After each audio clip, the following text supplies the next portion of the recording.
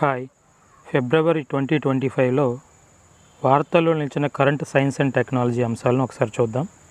So మన first topic ఒకసారి చూసుకుంటే, అమెరికాకు చెందిన నాసా సంస్థ స్పియర్ ఎక్స్ అనే టెలిస్కోప్ను స్పేస్లోకి పంపుతూ వార్తల్లో నిలిచింది.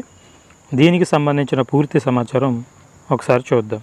విశ్వం అన్వేషణలో అమెరికా అంతరిక్ష పరిశోధన సంస్థ నాసా మరో అడుగు ముందుకేస్తోంది. బిగ్ బ్యాంగ్తో విశ్వం పురుడు పోసుకుందని ఎన్నో అధ్యయనాలు చెబుతున్నాయి. అయితే బిగ్ బ్యాంగ్ పరిణామం చోటు చేసుకున్న వెంటనే అసలు ఏం జరిగింది, విశ్వం ఎలా మొదలైంది తెలుసుకోవడానికి స్పియర్ ఎక్స్ టెలిస్కోప్ను అంతరిక్షంలోకి ప్రయోగించడానికి నాసా ఏర్పాట్లు పూర్తి చేసింది. కాలిఫోర్నియాలోని వ్యాండర్బర్గ్ స్పేస్ ఫోర్స్ స్టేషన్ నుంచి మార్చి 1వ తేదీ ఉదయం 8:39 గంటలకు స్పేస్ ఎక్స్ ఫాల్కన్ 9 రాకెట్ ద్వారా ఈ టెలిస్కోప్ను పంపించనుంది. స్పియర్ ఎక్స్ టెలిస్కోప్ యొక్క కాల పరిమితి 2 సంవత్సరాలు మాత్రమే. 45 కోట్ల నక్షత్ర మండలాలు, పాలపంతలోని 10 కోట్ల నక్షత్రాల డేటాను సేకరించి భూమిపైకి చేరవేస్తుంది. ఈ సమాచారం ఆధారంగా విశ్వం పుట్టుకను పరిశోధకులు అంచనా వేస్తారు. మన భూగోళం ఉన్న పాలపుంతలో భూమిపై కాకుండా ఇంకెక్కడైనా నీటి అణువులు ఉన్నాయనేది కూడా స్పియర్ ఎక్స్ అబ్జర్వేటరీ గుర్తించనుంది. అంతరిక్షానికి సంబంధించి 120 రంగుల్లో 3D మ్యాప్ను సైతం రూపొందిస్తుంది. స్పియర్ ఎక్స్ ప్రయోగంలో భాగంగా 4 చిన్నపాటి ఉపగ్రహాలతో కూడిన పంచ్ మిషన్ను సైతం నాసా సైంటిస్టులు అంతరిక్షంలోకి ప్రయోగించనున్నారు. సూర్యుడి నుంచి వెలువడే సౌర గాలులపై ఇది అధ్యయనం చేస్తుంది. ఇక్కడ ఈ పంచ్ అనగా అబ్జర్వేషన్ ఏంటంటే, polarimeter to unify the corona and heliosphere. అలాగే నాసా యొక్క అబ్జర్వేషన్ చూసేసరికి national aeronautics and space administration, ఇది 29 జూలై 1958లో ఏర్పడింది. అలాగే దీని యొక్క హెడ్ క్వార్టర్స్ వచ్చేసరికి వాషింగ్టన్ డీసీలో ఉంది. అలాగే మనకు నెక్స్ట్ టాపిక్ వచ్చేసరికి వరల్డ్ వెట్లాండ్స్ డేగా ఫిబ్రవరి 2న మనం జరుపుకుంటూ ఉంటాము. ఈ వరల్డ్ వెట్లాండ్ డే సందర్భంగా మన భారతదేశంలో 4 చిత్తడి నేలలను రామ్సర్ సైట్స్గా గుర్తించారు. వీటి గురించిన మరింత ఇన్ఫర్మేషన్ ఒకసారి చూస్తే, ఈ రామ్సర్ సైట్స్ యొక్క అఫీషియల్ వెబ్సైట్లో ప్రస్తుతం భారతదేశానికి 89 రామ్సర్ సైట్స్ ఉన్నట్టుగా కనిపిస్తుంది. ఈ 4తో కలుపుకుంటే 89 అనమాట. అయితే నూతనంగా గుర్తించిన ఈ రామ్సర్ సైట్స్ ఒకసారి చూస్తే, Sakkarakottai bird sanctuary Tamil Nadu, Theerthangal bird sanctuary Tamil Nadu, Khecheopalri wetland Sikkim, అలాగే ఊద్వా లేక్ జార్ఖండ్. మనకు దూద్వా అనే నేషనల్ పార్క్ ఉంటుంది, అది ఉత్తరప్రదేశ్లో ఉంటుంది. ఇక్కడ దూద్వా కాదు, ఊద్వా. ఈ ఊద్వా అనేది జార్ఖండ్ రాష్ట్రంలో ఉంటుంది. అలాగే ఈ 4తో కలుపుకొని భారతదేశంలో మొత్తం చిత్తడి నేలల సంఖ్య ప్రస్తుతం 89కి చేరింది. భారత్లో అత్యధికంగా చిత్తడి నేలలు గల రాష్ట్రాల్లో చూసుకుంటే తమిళనాడు మొదటి స్థానంలో ఉంది. తమిళనాడులో మొత్తం 20 రామ్సర్ వెట్లాండ్స్ అనేవి ఉన్నాయి. ఈ భారతదేశంలో గుర్తించబడిన మొట్టమొదటి చిత్తడి నేల ఒడిశా రాష్ట్రంలోని చిల్కా సరస్సు. అలాగే ఆసియా ఖండంలో అత్యధిక చిత్తడి నేలలు గల దేశంగా ప్రస్తుతం భారతదేశం ఆవిర్భవించింది. గతంలో చైనా మొదటి స్థానంలో ఉండేది. ఇది ప్రపంచవ్యాప్తంగా కాదు, ఓన్లీ ఆసియా ఖండంలో మాత్రమే. ఇక దీనికి సంబంధించిన మరికొంత ఇన్ఫర్మేషన్ ఒకసారి చూస్తే, అలాగే Ramsar accreditation cities wetlands conservation కోసం చేపట్టిన ఎఫర్ట్స్ ఆధారంగా ఈ అక్రిడిటేషన్ అనేది ఇస్తారు. ఇండోర్ అలాగే ఉదయ్పూర్లు భారత్ నుండి వెట్లాండ్ సిటీస్గా అక్రిడిటేషన్ పొందాయి. మనకు తెలుసు ఈ ఉదయ్పూర్ను సిటీ ఆఫ్ లేక్స్గా పిలుస్తాం. ఈ ఉదయ్పూర్లో పిచోలా, ఫతే సాగర్, రంగ్ సాగర్, స్వరూప్ సాగర్ అండ్ దూద్ తలాయ్ అనే ఈ ఏవైతే సరస్సులు ఉన్నాయో వీటి కన్జర్వేషన్ కోసం చేపట్టిన ఎఫర్ట్స్ ఆధారంగా, అలాగే మధ్యప్రదేశ్లోని ఇండోర్లో సిర్పూర్ లేక్, దీని కన్జర్వేషన్ కోసం చేపట్టిన ఎఫర్ట్స్ ఆధారంగా భారత్ నుండి ఇండోర్ మరియు ఉదయ్పూర్లను రామ్సర్ అక్రిడిటేషన్ సిటీస్గా ప్రకటించారు. అయితే మొత్తం 6 అంశాల ఆధారంగా ప్రాంతాలకు అక్రిడిటేషన్ అనేది ఇస్తారు. ఇక ఈ రామ్సర్ కన్వెన్షన్ గురించి ఒకసారి చూసుకుంటే, ఈ రామ్సర్ కన్వెన్షన్ అనేది 1971 ఫిబ్రవరి 2న ఇరాన్లోని రామ్సర్ అనే పట్టణంలో ఈ కన్వెన్షన్ అనేది ఏర్పాటైంది. ఆ ఇరాన్లోని పట్టణం పేరు మీదుగానే దీన్ని రామ్సర్ కన్వెన్షన్గా పిలుస్తారు. ఈ కన్వెన్షన్ 1971లో జరిగినప్పటికీ అమల్లోకి వచ్చింది మాత్రం 1975 డిసెంబర్ 21 నుంచి. అలాగే ఈ కన్వెన్షన్ 9 అంశాల ఆధారంగా ఒక ప్రదేశాన్ని చిత్తడి నేలగా గుర్తిస్తుంటుంది. అలాగే రామ్సర్ సైట్స్ గురించి సంబంధించిన మరొక అంశం ఈ మాంట్రెక్స్ రికార్డ్ అనేది. ఇక్కడ మాంట్రెక్స్ రికార్డ్ అంటే ఏదో సాధించిన రికార్డ్ అని అర్థం కాదు. ఇక్కడ రికార్డ్ అంటే ఒక రిజిస్టర్ అని అర్థం. ఈ మాంట్రెక్స్ రికార్డును 1990లో స్విట్జర్లాండ్లోని మాంట్రెక్స్ పట్టణంలో జరిగిన COP4 సదస్సులో భాగంగా ఏర్పాటు చేశారు. ఇది రామ్సర్ చిత్తడి నేలకు సంబంధించిన ఒక రిజిస్టర్. ఇది మానవ ప్రమేయం వల్ల అంటే యాంథ్రోపోజెనిక్ యాక్టివిటీస్ వల్ల ఈ ఆవరణం యొక్క లక్షణాలు మారాయా లేదా మారుతున్నాయా లేదా మారబోతున్నాయా అనే సమాచారాన్ని కలిగి ఉంటుంది. అంటే ఏదైనా ఒక ప్రాంతం మానవ యాక్టివిటీస్ వల్ల అంటే యాంథ్రోపోజెనిక్ యాక్టివిటీస్ వల్ల పాడైపోవడం కానీ, పాడైపోయే ప్రమాదంలో ఉన్నా కానీ, పాడైపోతున్నాయి అనే సమాచారం కానీ ఇది కలిగి ఉంటుంది. దీని ప్రకారం ఏదైనా ఒక రామ్సర్ సైట్కి రికగ్నిషన్ ఇవ్వాలా వద్దనేది కూడా డిసైడ్ అవుతారు. ప్రస్తుతం భారతదేశం నుండి ఈ మాంట్రెక్స్ రికార్డులో చోటు సంపాదించిన ప్రాంతాలు ఒకసారి చూస్తే కియోలాడియో నేషనల్ పార్క్ రాజస్థాన్, అలాగే లోక్తక్ సరస్సు మణిపూర్. సో నెక్స్ట్ టాపిక్ జాబిల్లిపైకి డ్రోన్. అమెరికాలో ప్రైవేట్ కంపెనీ కీలక ప్రయోగం. మనం ఇటీవల కాలంలో అంతరిక్ష రంగం అంటే స్పేస్ సెక్టార్ను ఒకసారి గమనిస్తే ఈ స్పేస్ సెక్టార్లో ప్రైవేట్ రంగం యొక్క పాత్ర పెరుగుతుంది. భారత్లోనే చూసుకుంటే అనేక ప్రైవేట్ సంస్థలు వచ్చాయి. అగ్నికుల్ కాస్మోస్, స్కైరూట్ ఏరోస్పేస్, ధ్రువ స్పేస్, పిక్సెల్ వంటి సంస్థలు ఈ స్పేస్ రంగంలో సత్తా చాటుతున్నాయి. వీటికి భారత్లో అక్రిడిటేషన్ ఇచ్చే సంస్థ కూడా ఒకటి ఉంది. దాన్నే మనం ఇన్స్పేస్ అని చెప్తాం. అలాగే ఈ అమెరికాలో కూడా ఈ ప్రైవేట్ కంపెనీ ఒక కీలక ప్రయోగాన్ని చేపట్టింది. ఒకసారి ఆ వార్తలోకి వెళ్తే అమెరికాకు చెందిన ప్రముఖ ప్రైవేట్ కంపెనీ ఇంట్యూటివ్ మెషిన్స్ తాజాగా కీలక అంతరిక్ష ప్రయోగం చేపట్టింది. చంద్రుడి సౌత్ పోల్ వద్ద దిగేలాగా ఎథేనా అనే ల్యాండర్ను ప్రయోగించింది. అందులో ఓ డ్రోన్ను పంపించింది. నాసాకు చెందిన కెన్నడీ అంతరిక్ష ప్రయోగం కేంద్రం నుంచి స్పేస్ ఎక్స్కు చెందిన ఫాల్కన్ 9 రాకెట్ ద్వారా నింగిలోకి దూసుకెళ్లిన ఎథీనా మార్చి 6వ తేదీన చంద్రుడిపైకి దిగబోతోంది. ఈ ల్యాండర్ యొక్క ఎత్తు 15 అడుగులు కాగా చందమామ దక్షిణ ధ్రువానికి 100 మైళ్ళ దూరంలో ల్యాండ్ అయ్యేలాగా దీనికి లక్ష్యాన్ని నిర్దేశించారు. జాబిల్లిపై సూర్యకిరణాలు ఎన్నడూ పడని జెట్ బ్లాక్ బెలానికి దాదాపుగా 400 మీటర్ల దూరంలోనే ఈ ప్రాంతం ఉంది. ల్యాండింగ్ ప్రక్రియ పూర్తయ్యాక ఎథీనా నుంచి గ్రేస్ అనే 3 అడుగుల డ్రోన్ బయటకు వచ్చి జాబిల్లిపై ఎగురుతుంది. కంప్యూటర్ ప్రోగ్రామింగ్ దిగ్గజం గ్రేస్ హాపర్ సేవలకు గుర్తుగా ఈ డ్రోన్కు ఆయన పేరు పెట్టారు. జాబిల్లి ఉపరితలంపై ఈ గ్రేస్ 3 కీలక పరీక్షలు నిర్వహించబోతోంది. అలాగే ఈ డ్రోన్లో హైడ్రోజన్ ఇంధనంతో పనిచేసే థ్రస్టర్లను ఉపయోగించారు. అదేవిధంగా నావిగేషన్ కోసం కెమెరా అండ్ లేజర్లను ఏర్పాటు చేశారు. ఈ డ్రోన్ ఎగురుతుండగా దీనిలోని పరికరాలు జాబిల్లి ఉపరితలాన్ని అన్వేషిస్తాయి. అయితే ఇక్కడ మనం చంద్రునిపై ప్రయోగం అనగానే మనకు భారతీయులకి ప్రతి ఒక్కరికి గుర్తొచ్చే అంశం ఏంటంటే చంద్రయాన్ 3 అనే అంశం. ఈ చంద్రయాన్ 3ని జూలై 14, 2023న షార్ కేంద్రం నుండి ప్రయోగించారు. ఈ చంద్రయాన్ 3 ఆగస్టు 23, 2023న చంద్రుని యొక్క దక్షిణ ధ్రువం వద్ద ల్యాండ్ అయింది. ఎక్కడైతే చంద్రయాన్ 3 ల్యాండ్ అయిందో ఆ ప్రాంతాన్ని మనం శివశక్తి పాయింట్గా కూడా గుర్తిస్తున్నాం.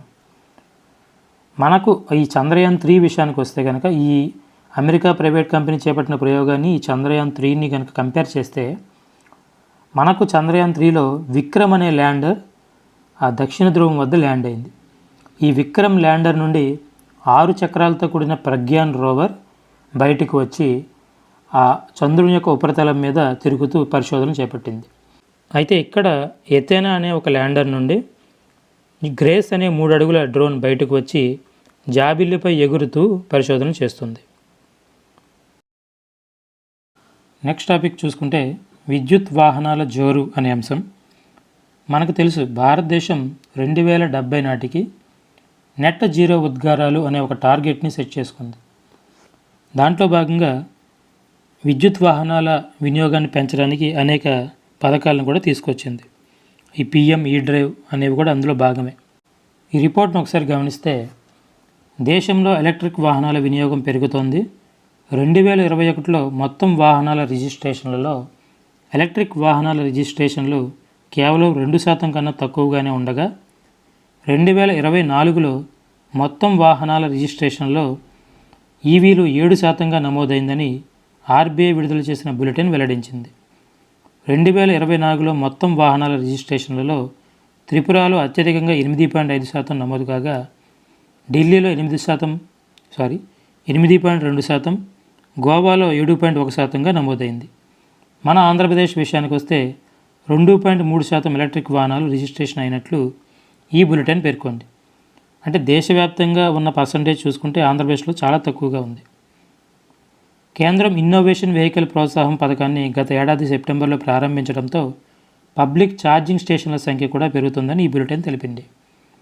2024లో అత్యధికంగా కర్ణాటకలో 5,765, మహారాష్ట్రలో 3,728, ఉత్తరప్రదేశ్లో 1,989 పబ్లిక్ ఛార్జింగ్ స్టేషన్లు ఏర్పాటైనట్లు పేర్కొంది. ఇక్కడ ఈ నెంబర్ అంత ఇంపార్టెంట్ కాదు, కానీ ఏ రాష్ట్రంలో ఎక్కువగా ఛార్జింగ్ స్టేషన్లు బాగా ఉన్నాయని కానీ ఏ రాష్ట్రంలో 2వ స్థానంలో ఉందని కానీ అడిగే అవకాశం ఉంది. నెక్స్ట్ టాపిక్ చూసుకుంటే సౌర జ్వాలలను ఆవిష్కరించిన ఆదిత్య L1. సూర్యుడిపై లోతైన పరిశోధనల కోసం ఇస్రో ప్రయోగించిన ఆదిత్య L1 సౌర గోళానికి సంబంధించిన అద్భుత చిత్రాలను అందించింది. సూర్యుడి దిగువ పొరలో ఉత్పన్నమైన ఒక సౌర జ్వాలను క్లిక్మనిపించింది. సూర్యుడిలో సంభవించే విస్ఫోటన చర్యల గురించి ఇది లోతైన అంశాలను వెలుగులోకి తెచ్చిందని శాస్త్రవేత్తలు తెలిపారు. సౌర జ్వాలలు అనేవి బాణుడిలో భారీ విస్ఫోటనాలు. వీటి ద్వారా శక్తి, కాంతి, అత్యంత వేగవంతమైన రేణువులు రోదసిలోకి దూసుకొస్తాయి. తద్వారా అంతరిక్ష వాతావరణంపై ప్రభావం చూపుతాయి.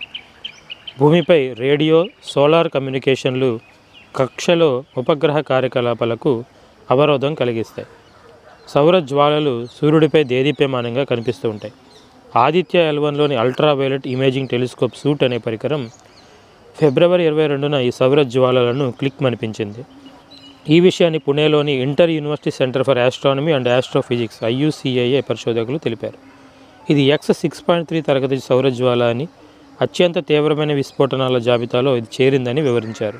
ఈ ఆదిత్య L1ను PSLV C57 ద్వారా సెప్టెంబర్ 2, 2023న ప్రయోగించారు. దీనిలో మొత్తం 7 పరిశోధన పరికరాలు ఉన్నాయి. ఈ L1 అనే పాయింట్ ఏదైతే లాగ్రాంజియన్ పాయింట్ ఉందో ఇది భూమి నుండి 15 లక్షల కిలోమీటర్ల దూరంలో ఉంది. ఒకసారి మనం ఈ Aditya L1 in hello orbit around L1 point అనే ఈ చిత్రాన్ని గమనిస్తే ఇక్కడ భూమి చుట్టూ చంద్రుడు తిరగడం, మనం ఒక కక్షలో తిరగడం మనం గమనిస్తాం.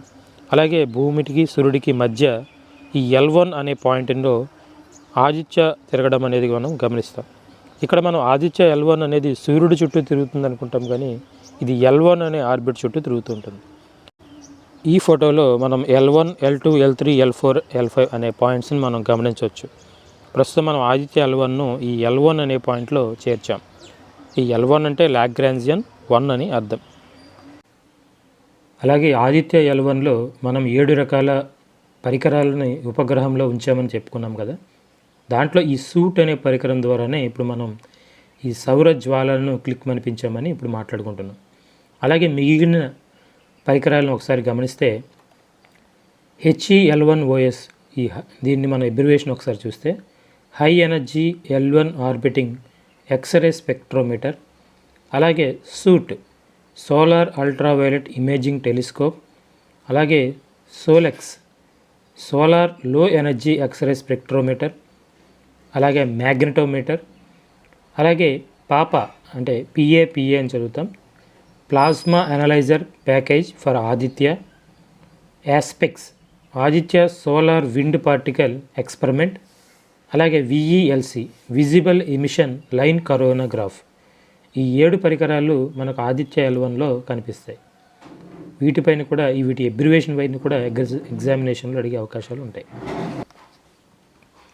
అలాగే ఇస్రో యొక్క అఫీషియల్ వెబ్సైట్లో ఉన్న ఈ ఇన్ఫర్మేషన్ ఒకసారి గమనిస్తే ఇది ఫిబ్రవరి 2025 నాటి ఇన్ఫర్మేషన్. తర్వాత ఏదైనా మార్పు వస్తే కనుక మనం అప్డేట్ చేయడం జరుగుతుంది. ఇందులో ఇస్రో మొత్తం 100 లాంచ్ మిషన్స్గా చూపిస్తుంది. మనం ఈ రీసెంట్గానే GSLV F-15 ద్వారా 100వ ప్రయోగాన్ని కూడా చేపట్టాం. ఇక్కడ గమనించవచ్చు మీరు లాంచ్ మిషన్స్ 100 అనే అంశాన్ని మనం గుర్తించవచ్చు. అంటే టోటల్గా 100 సక్సెస్ఫుల్గా ఈ ప్రయోగాలు అనేవి చేపట్టడం జరిగింది. అలాగే ఇస్రో 433 విదేశీ ఉపగ్రహాలను లాంచ్ చేసినట్లుగా ఇస్రో తన వెబ్సైట్లో తెలుపుతుంది. ఇక్కడ గమనించవచ్చు, foreign satellites launched by ISRO. ఈ ఇన్ఫర్మేషన్ కూడా మనకు చాలా ఇంపార్టెంట్ అవుతుంది. అలాగే ఇస్రో ఇప్పటివరకు రూపొందించుకున్న లాంచర్స్ని ఒకసారి ఇక్కడ గమనించవచ్చు. SLV, ASLV, SSLV, PSLV, GSLV, LVM-3, అలాగే హెచ్ఆర్ఎల్వి. అయితే ఈ హెచ్ఆర్ఎల్వి అనేది ఇంకా డెవలప్మెంట్ స్టేజ్లో ఉంది, ఇది ఇంకా పూర్తి కాలేదు. ఇక్కడ ఇస్రో ఒక ఇన్ఫర్మేషన్ మనకి ఇచ్చింది. అక్కడ లాంచర్స్ అండర్ యూసేజ్ అంటే ప్రస్తుతం ఉపయోగంలో ఉన్న లాంచర్స్ని ఒకసారి గమనిస్తే పిఎస్ఎల్వి, జిఎస్ఎల్వి, అలాగే LVM-3, అలాగే సౌండింగ్ రాకెట్స్. ఏవైతే మనం ప్రయోగాత్మక రాకెట్లు ఉంటాయో వాటిని సౌండింగ్ రాకెట్స్ అని అంటాం. అలాగే లాంచర్స్ అండర్ డెవలప్మెంట్ ప్రస్తుతం ప్రయోగ దశలో ఉన్న రాకెట్స్ని గమనిస్తే హెచ్ఆర్ఎల్వి. మనం గగన్యాన్ మిషన్ కోసం ఈ హెచ్ఆర్ఎల్విని ప్రయోగించాలని అనుకుంటున్నాం. అలాగే SSLV small satellite launch vehicle, అలాగే RLV reusable launch vehicle, Falcon 9 లాంటి రీయూజబుల్ లాంచ్ వెహికల్ని మనం డెవలప్ చేసుకోవాలనుకుంటున్నాం. అలాగే స్క్రామ్జెట్ ఇంజిన్, అలాగే నెక్స్ట్ లాంచర్స్ రిటైర్డ్ అంటే ప్రస్తుతం ఉపయోగంలో లేని లాంచర్స్ని ఒకసారి చూస్తే SLV, అలాగే ASLV augmented satellite launch vehicle అని పిలుస్తాం. అలాగే ఇస్రో ఇటీవల ప్రయోగించిన కొన్ని ప్రయోగాలను వరుసగా ఒకసారి చూస్తే PSLV C-57 ద్వారా ఆదిత్య, C-58 ద్వారా ఎక్స్రే పొలారిమెట్రీ శాటిలైట్, C-59 ద్వారా ప్రోబా యూరోపియన్ స్పేస్ ఏజెన్సీతో కలిపి చేశాం. ఫాల్కన్ 9 ద్వారా GSAT-20 భారీ సమాచార ఉపగ్రహం ఇది. PSLV C-60 ద్వారా స్పేడెక్స్ ప్రయోగం. ఈ ప్రయోగంలో మనం కొన్ని విత్తనాలను కూడా స్పేస్లో మొక్కలుగా పెంచే ప్రయత్నం చేస్తున్నాం. అలాగే రీసెంట్గా 100వ ప్రయోగం GSLV F-15 ద్వారా NVS-2 అనే నావిగేషన్ శాటిలైట్ని ప్రయోగించాం.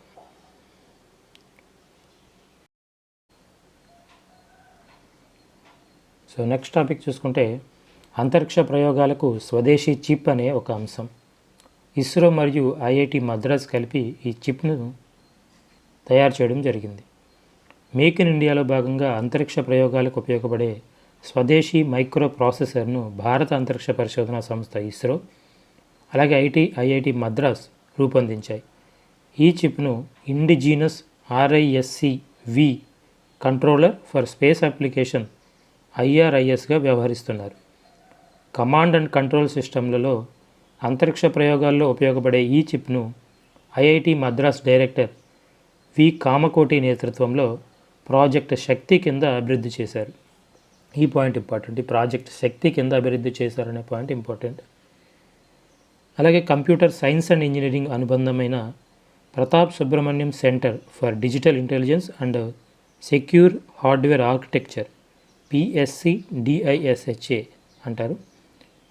దీనిలో ఈ చిప్ రూపకల్పన ప్రక్రియ పూర్తి చేశారు. 64-బిట్ RISC-V CV ఆధారిత కంట్రోలర్ను రూపొందించాలన్న తిరువనంతపురంలోని ISRO inertial systems unit IISU ప్రతిపాదన మేరకు IIT మద్రాస్ ఈ చిప్ను రూపొందించింది. నెక్స్ట్ టాపిక్ చూసుకుంటే మత్స్య 6000 జలాంతర్గామి విజయవంతం అనే ఒక అంశం. గగన్యాన్ లాగే మనం సముద్రయాన్ అనే ప్రాజెక్టును కూడా చేపడుతున్నాం. అందులో భాగమే ఈ మత్స్య 6000. మత్స్య 6000 ప్రయోగం విజయవంతమైందని national institute of ocean technology తెలిపింది. సముద్రయాన్ ప్రాజెక్టులో భాగంగా 4వ తరం జలాంతర్గామిని అభివృద్ధి చేసే పనిని మినిస్ట్రీ ఆఫ్ ఎర్త్ సైన్సెస్ శాఖ ఈ NIOTకి అప్పగించింది. ఇందులో 2.1 మీటర్ల వ్యాసం కలిగిన గోళాకారంలో 3 వ్యక్తులు కూర్చొని ప్రయాణించేలాగా ఏర్పాట్లు చేసింది. మత్స్య 6000 జలాంతర్గామిని చెన్నై సమీపంలోని కట్టుపల్లి పోర్ట్లో 500 మీటర్ల లోతులో దీన్ని పరీక్షించారు. అంటే దీన్ని స్టెప్ బై స్టెప్ పరీక్షిస్తారన్నమాట. ఫస్ట్ 500 మీటర్స్కి వెళ్తారు, తర్వాత ఇంకొంచెం లోతుకి వెళ్తారు, అలా 6000 మీటర్ల లోతుకి వెళ్ళాలనేది వీళ్ళ టార్గెట్. దీనికి సంబంధించిన మరింత ఇన్ఫర్మేషన్ ఒకసారి చూస్తే సముద్ర గర్భ అన్వేషణ కోసం భారత్ చేపడుతున్న తొలి మానవ సహిత డీప్ ఓషన్ మిషన్ ఈ సముద్రయాన్. సముద్రయాన్ కోసం మత్స్య 6000 అనే జలాంతర్గామిని సిద్ధం చేస్తున్నారు. దీని ద్వారా 3 శాస్త్రవేత్తల బృందం సముద్ర జలాల్లో 6000 మీటర్ల లోతులోకి ప్రయాణిస్తారు. సముద్ర జలాల్లోని వనరులు, జీవ వైవిధ్యం అధ్యయనం కోసం 2021లో కేంద్రం సముద్రయాన్ ప్రాజెక్టును ప్రకటించింది. చెన్నైలోని national institute of ocean technology NIOTలో మత్స్య జలాంతర్గామిని తయారు చేశారు. ఇందులో ఆధునిక సెన్సార్స్, టూల్స్ ఉంటాయి. ఇది ఆ లోతులో అంటే 6000 మీటర్స్ లోతులో 12 గంటల పాటు పనిచేస్తుంది. అంటే ఇక్కడ వెళ్ళడానికి ఒక 3 గంటలు, తిరిగి రావడానికి 3 గంటలు అండ్ పరిశోధన కోసం ఒక 6 గంటలు, టోటల్గా 12 గంటలు. అయితే అత్యవసర సమయాల్లో ఏదైనా ప్రాబ్లం వచ్చి స్ట్రక్ అయిపోయే పరిస్థితులు కనుక వస్తే దీని యొక్క సామర్థ్యం 96 గంటల వరకు పెంచవచ్చు. అంటే 4 డేస్ వరకు లోపల ఆక్సిజన్ సప్లై, ఫుడ్ సప్లై అనేది ఉంటుంది. అలాగే ఈ మత్స్య 6000 కోసం స్పెషల్గా సాగర్ నిధి అనే ఒక పరిశోధన నౌకను కూడా సిద్ధం చేశారు. అంటే దీన్ని లాంచ్ చేయడం కోసం ఈ సాగర్ నిధి అనే ఒక నౌకను కూడా ఉపయోగిస్తారు. ఇప్పటి వరకు America, Russia, China, France, Japan దేశాలు ఈ ప్రాజెక్టును విజయవంతంగా చేపట్టాయి. ఈ ప్రయోగం యొక్క లక్ష్యాలను ఒకసారి గమనిస్తే ఆ 6000 మీటర్స్ లోతులో జీవుల మనుగడ, ఖనిజాల లభ్యత, సముద్ర గర్భ ఉపరితల అన్వేషణ అనేది చేపడతారు. అలాగే ఆ లోతులో రవాణా, కమ్యూనికేషన్ వ్యవస్థ, సునామీ కారకాలపై పరిశోధన కూడా చేపడతారు.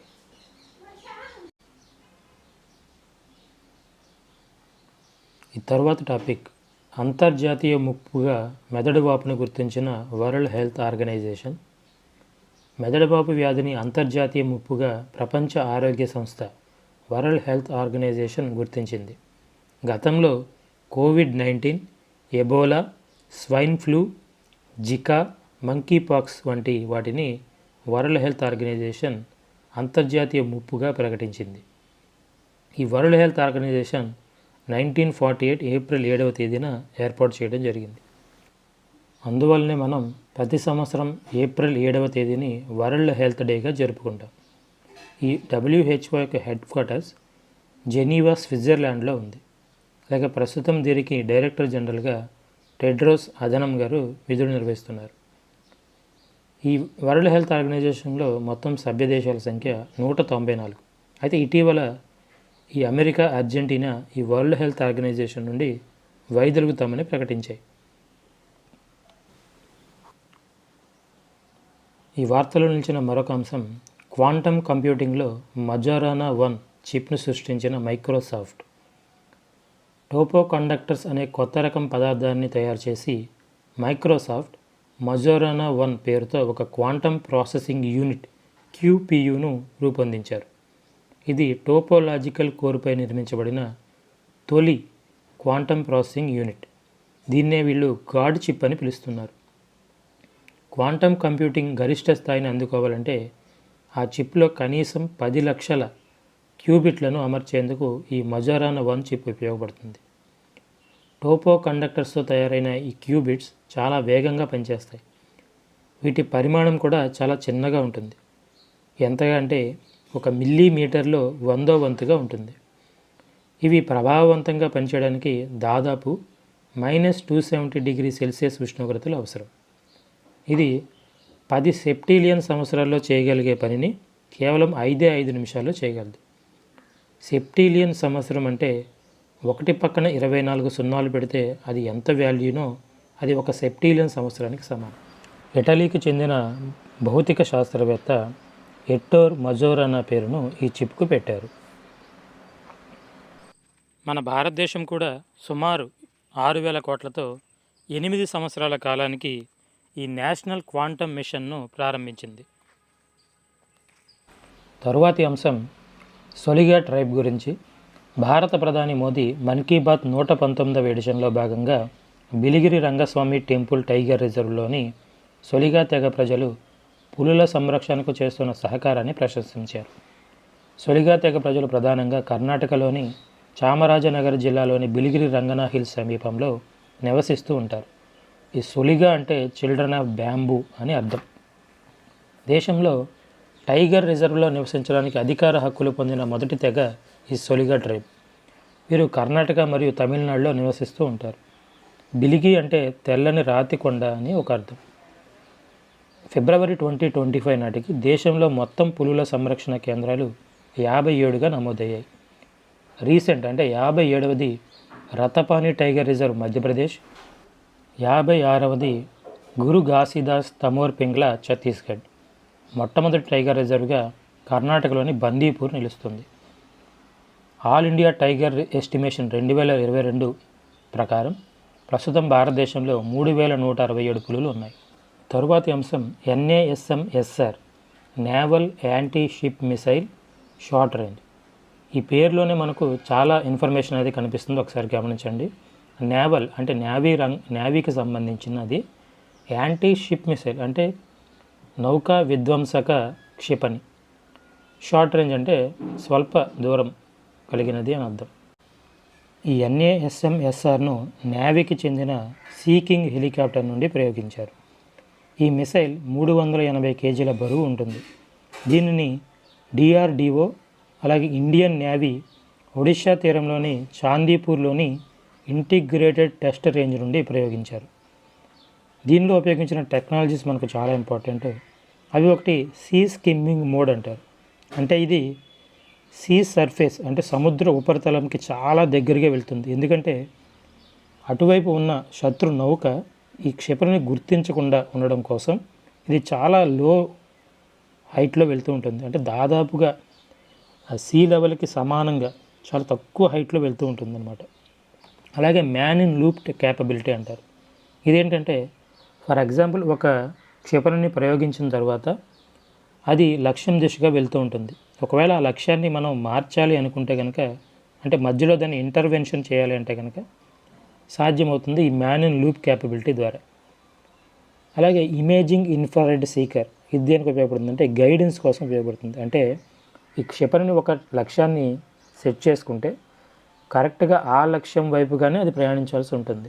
ఎందుకంటే నౌకలు అనేవి ముందుకు కదులుతూ ఉంటాయి, ముందుకు లేదా వెనక్కి కదులుతూ ఉంటాయి. దీన్ని ఒక వీడియో రూపంలో ఇప్పుడు మనం ఒకసారి చూస్తే ఇదే సీకింగ్ హెలికాప్టర్. ఇక్కడ ప్రయోగించబడిన NASM-SR. ఇది చూడండి ఆ నౌకను ఎలా ధ్వంసం చేస్తుందో. దీన్నే సీ స్కిమ్మింగ్ మోడ్ అంటారు. చూడండి ఎంత లో హైట్లో వెళ్తుందో. అలాగే నెక్స్ట్ టాపిక్ చూసుకుంటే 100 గిగావాట్ సోలార్ ఇంధన సామర్థ్యం సాధించిన భారత్. 2014 నాటికి దేశంలో సోలార్ ఎనర్జీ ఉత్పత్తి సామర్థ్యం 2.82 గిగావాట్లుగా ఉండేది. ప్రస్తుతం అది 100.33 గిగావాట్కు చేరుకుంది. ఒక్క 2024 జూన్లోనే 24.5 గిగావాట్ల సామర్థ్యం అందుబాటులోకి వచ్చింది. భారత్ 2022 నాటికి 175 గిగావాట్ల రెన్యూవబుల్ ఎనర్జీని ఉత్పత్తి సాధించాలని లక్ష్యంగా చేసుకుంది. గమనించాలి, ఇది సోలార్ ఎనర్జీ కాదు, రెన్యూవబుల్ ఎనర్జీ. అంటే అన్ని రకాల ఎనర్జీలు ఇందులోకి వస్తాయి. అయితే కరోనా కారణంగా ఇది నెరవేరలేదు. ప్రస్తుతం 2030 నాటికి 500 గిగావాట్ల రెన్యూవబుల్ ఎనర్జీని లక్ష్యంగా పెట్టుకుంది. ఈ ministry of renewable energy official వెబ్సైట్ని గమనించవచ్చు. ఇక్కడ యారో మార్క్ చూపించిన ప్రాంతం ఈ సోలార్ పవర్ క్యూములేటివ్ 100.33 గిగావాట్గా మీరు గమనించవచ్చు. ఇక్కడ చూడండి 31 జనవరి 2025 నాటి సమాచారం ఇది. ఇక్కడ కూడా చూడండి క్యూములేటివ్ అచీవ్మెంట్స్ యాజ్ ఆన్ 31/1/2025. ఈ క్యూములేటివ్ అచీవ్మెంట్లో ఇక్కడ మీరు గమనించదు, ఇక్కడ ఇన్ఫర్మేషన్ని మెగావాట్స్ రూపంలో ఇచ్చారు, మీరు గమనించవచ్చు. So thank you.